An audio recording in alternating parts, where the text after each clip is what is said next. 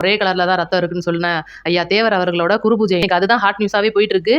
3 பேரும் இணைஞ்சது வந்து இன்னைக்கு அந்த நாள் ஞாபகம் நெஞ்சிலே வந்ததே, நண்பனே நண்பனே நண்பனே, இந்த நாள் அன்று. இன்னைக்கு வீடியோக்குள்ள போறதுக்கு முன்னாடி இன்னைக்கு தேவர் திருமகனார், அதாவது ஏழை எளிய மக்களுக்காக எல்லாருக்கும் அறுத்து பாடுறா ஒரே கலர்ல தான் ரத்தம் இருக்குன்னு சொன்ன ஐயா தேவர் அவர்களோட குரு பூஜை இன்னைக்கு முன்னிட்டு நிறைய அரசியல் கட்சி தலைவர்கள் வந்து மாலை போட்டுட்டு இருக்காங்க. அவங்கள வந்து வணங்கிட்டு போறாங்க. அந்த ஒரு நிகழ்வு நடந்திருக்கு. அதை பத்தி நம்ம முதல்ல பேசுவோம். ரெண்டாவது நம்ம இன்னைக்கு யாரை பார்க்க போறோம் அப்படின்னா, நம்ம அமமுகவில் இருந்து அண்ணன் டிடிவி தினகரன் வந்து ஒரு பேட்டி கொடுத்துருப்பாரு. அது எந்த மாதிரியான ஒரு பேட்டியா இருக்கு அப்படின்னா, 3 பேர் இணைஞ்சிருக்காங்க அப்படின்றது எல்லாருக்குமே ஒரு தெரிஞ்ச விஷயம். இன்னைக்கு அதுதான் ஹாட் நியூஸாவே போயிட்டு இருக்கு. ஐயா ஓபிஎஸ், அப்புறம் கேஏஎஸ், நம்ம டிடிவி தினகரன் அண்ணன், இந்த 3 பேரும் இணைஞ்சது வந்து இன்னைக்கு இபிஎஸ் ஐயாவை பொறுத்த வரைக்கும் அவருக்கு ஒரு பேர் அதிர்ச்சியா தான் இருக்கும். ஏன்னா செங்கோட்டையன் அவர்களை வந்து இந்த மாதிரி பண்ணிட்டதுக்கு ஒருவேளை அதிமுக வந்து நீக்கப்படுவாரா அப்படின்ற ஒரு கேள்வி போயிட்டு இருந்தாலும், இங்கிட்டு இவர் என்னை நீக்கினாலும் எங்களை பத்தி கவலையே கிடையாது, நாங்க எங்களோட வேலையை சிறப்பாக செஞ்சுக்கிட்டு இருக்கோம்னு சொல்லி அமமுகவில் குறிப்பா எடுத்துக்கோங்க. ஏன்னா அவங்க அதிமுகவை வெறுக்கலங்க, அவர் எடப்பாடியை மட்டும்தான் அவங்களோட தலைமையை மட்டும்தான் வெறுக்கிறாங்களே தவிர, இன்னைக்கு அமமுகல போய் ஓபிஎஸ் ஐயா அவர்களும் செங்கோட்டையன் ஐயா அவர்களும் இணைஞ்சிருக்காங்க. இது எந்த அளவுக்கு டிவிக்கு சாதகமாகுது அப்படின்றத பத்தி தான் நம்ம பேச போறோம். இன்னைக்கு டிவிகே கட்சியில் டிடிவி தினகரனை வந்து நிறைய இடத்துல பேட்டி கொடுத்துருப்பாரு. நிறைய நிருபர்கள் கேட்டிருப்பாங்க அவர்கிட்ட, அண்ணன் வந்து சேர போறாரு, அண்ணே நீங்க போய் சேர போறீங்களான்ற மாதிரிலாம். அதுக்கெல்லாம் இன்னும் டைம் இருக்குப்பா, ஜனவரி மாசத்துல நாங்கள் அறிவிப்போம். நான் என்ன சொன்னேன், அரூர் விஷயத்துல நாங்கள் விஜய் அவர்களுக்கு சப்போர்ட்டா இருக்கிறோம் அப்படின்னு தான் நான் சொன்னேன்ற மாதிரிலாம் சொல்லியிருப்பாரு.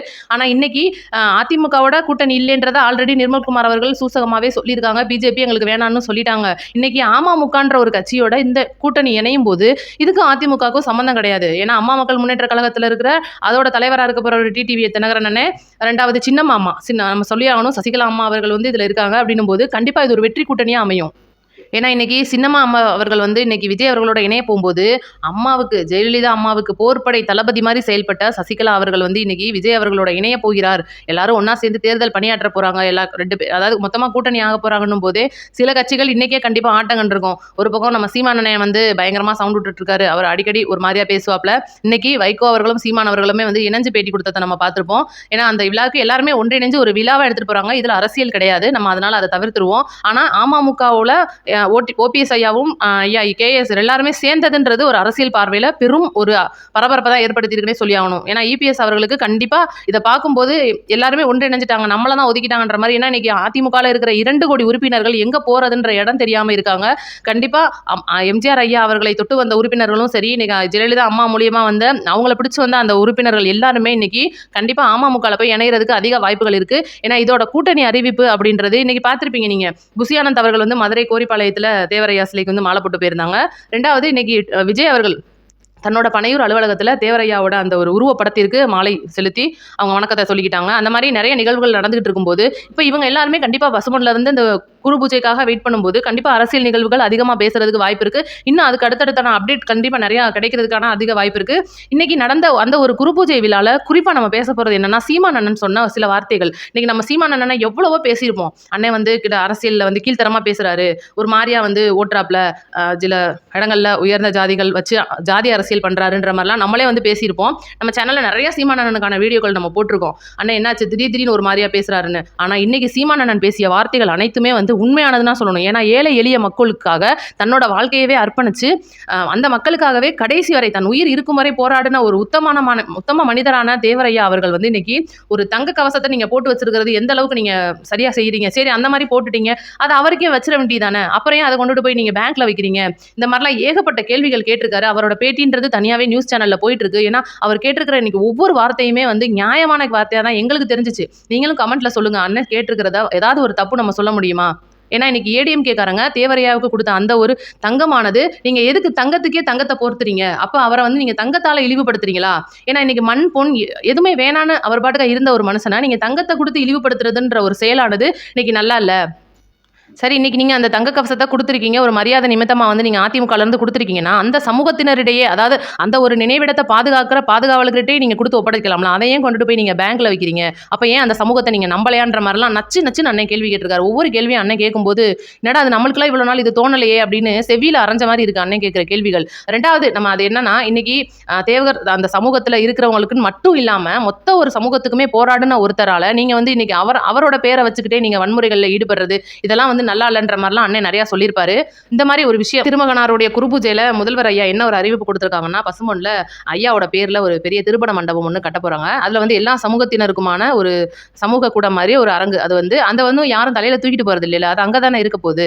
அப்போ நீங்கள் வந்து அந்த தங்க கவசத்தை வந்து கொண்டுட்டு போய் பேங்க்ல வைக்கிறீங்க, அந்த சமூகத்தை நீங்கள் நம்பலை அப்படின்னும் போது, அப்போ அவங்களே நீங்கள் நம்பலைன்னும் போது அந்த ஒரு மரியாதையை நீங்கள் ஏன் செய்யணும்? அப்போ கொடுக்குறது வந்து ஒன்று அந்த தெய்வத்துக்கு கொடுக்குறத தெய்வத்தோட வச்சிடணும், இல்லை அந்த சமூகத்தை பாதுகாப்பு. இப்போ பொதுவாக ஒரு பாதுகாப்புன்னு இருக்குன்னா அதை நீங்கள் வந்து நம்பணும். இப்போ ஒன்றுமே இல்லாமல் நீங்கள் வந்து 3 நாளைக்கு வந்துட்டு என்னமோ ஆர்டர் வாங்கிட்டு வரீங்க, மறுபடியும் பேங்க் கொண்டு போயிருங்க, எதுவும் அடகு எதுவும் வச்சிருக்கீங்களான்னு மக்கள் கேட்குறாங்கன்னு சீமான் அண்ணன் வாயால் இன்னைக்கு நிறைய கேள்விகள் கேட்டிருக்காரு.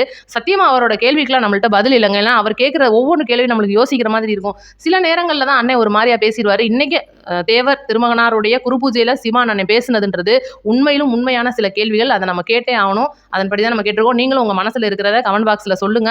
இன்னைக்கு அதெல்லாம் ஒரு பக்கம் வந்து இன்னைக்கு குருபூஜை நல்லபடியாக நடந்து முடிச்சுக்கிட்டு இருக்கு அப்படின்னா கூட இன்னைக்கு டிவிகே கட்சியோட மாற்றங்கள், அதாவது நேற்று கூட நிர்வாக குழுவில் வந்து பொதுச் செயலாளர் ஆனந்த் அவர்களுக்கு எதிரானவர்களை வந்து எஸ்ஏசியோட ஆதரவாளர்கள், அதாவது விஜய் அவர்களோட அப்பாவோட ஆதரவாளர்கள் 3 மாவட்ட செயலாளர்களை அண்ணன் நியமிச்சு ஒரு அறிக்கை வந்துச்சு. இதுல நிறைய வந்து சமூகம், ஏன்னா நம்ம சேனல்ல வீடியோ போட்டும்போது நிறைய பேர் கமெண்ட்ல கேட்குறீங்க, இன்னைக்கு விஜயோட படை தளபதி மாதிரி இருந்த புஷி ஆனந்த் அவர்களை வந்து கொஞ்சம் ஒதுக்குறாரோ விஜய் அவர்கள், ஏன்னா இன்னைக்கு மக்கள் மத்தியில அவரோட செல்வாக்குன்றது சரிஞ்சுக்கிட்டு இருக்கு.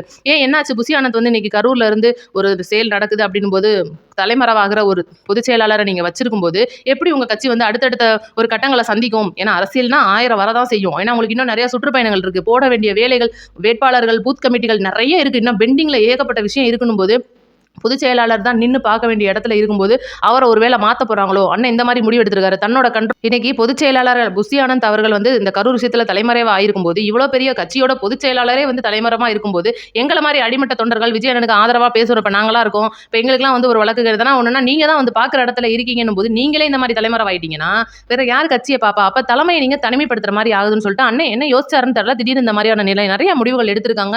ஏன்னா நீ அடுத்தடுத்து நாங்க யாருக்கிட்டையும் கூட்டணி போக மாட்டோம்னு சொன்ன இடத்துல விஜய் அவர்களை வேட்பாளரா, முதல்வர் வேட்பாளரா ஆதரிச்சு வர்ற கட்சிகளுக்கு மட்டுமே எங்க கட்சியில் அனுமதினு சொல்லியிருப்பாங்க.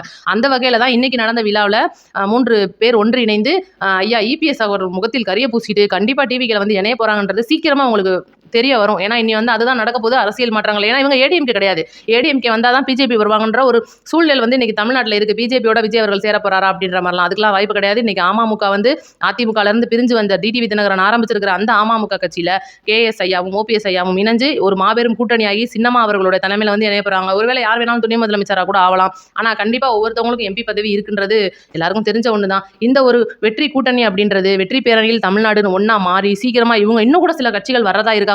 அடுத்தடுத்த அப்டேட் நம்மளுக்கு கிடைச்சு இன்னைக்கு திருமகனாரின் ஒரு அந்த மண்ணில் இன்னைக்கு வெற்றி கூட்டணிக்கான ஒரு அடித்தளம்ன்றது அமைக்கப்பட்டிருக்கு. சீக்கிரமா இது அதிகாரப்பூர்வ அறிவிப்பா உங்களுக்கு வரும். இன்னும் எவ்வளவு சின்ன கட்சிகள் பெரிய கட்சிகள்லாம் வந்து இணைய போறாங்கன்ற அடுத்தடுத்த அப்டேட் உங்களுக்கு நாங்கள் தந்துட்டே இருக்கோம். சேனலை மறக்காம சப்ஸ்கிரைப் பண்ணிக்கோங்க, லைக் பண்ணிருங்க. உங்க கமெண்ட் எதுனாலும் கமெண்ட்ல சொல்லுங்க, நாங்கள் உடனுக்குடையான பதில் தருவோம். நேற்று கூட வீடியோவில் ஒரு கேள்வியெல்லாம் நான் கேட்டிருந்தேன், இன்னும் யாரும் வந்து அதை பார்க்கல. பார்த்துட்டு முடிஞ்சா பதில் சொல்லுங்க. நன்றி, வணக்கம்.